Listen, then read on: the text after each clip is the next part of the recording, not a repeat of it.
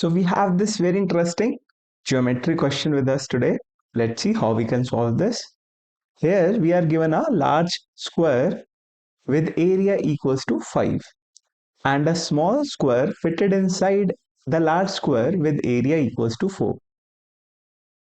The corner of the small square divides the side of the large square into two parts with side length B and A.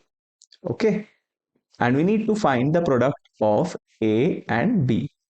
So let's see how we can solve this. So in this question, if you look carefully, you will find that these four triangles are congruent to each other. Okay.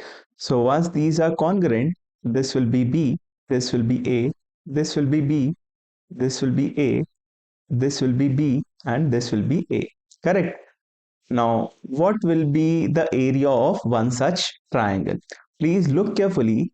This small triangle is a right triangle. Yes. So, what will be the area of one such triangle? Area of one right triangle. This will be half times base, that can be A or B, correct, into height. Half times base times height. This is the area of one right triangle. Now, what will be the area of all the four right triangles? That will be times 4, correct? So, this will give us the area of 4 right triangles. What is this? This is 2AB. 2AB is the area of 4 right triangles, correct? Now, what we can do? See, area of large square is nothing but area of small square plus area of 4 right triangles. Yes. So let's try this. Area of large square is 5. Area of small square is 4. Plus, sorry, this is plus, not equals to, plus area of 4 right triangles, that is 2AB. Correct.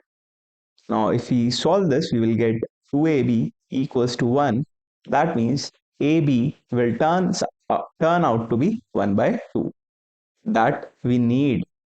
Okay, we need the product of A and B. So we got the product of A and B as half. This is our final answer. I hope you liked the solution. If yes, please like the video and subscribe our channel. Thank you.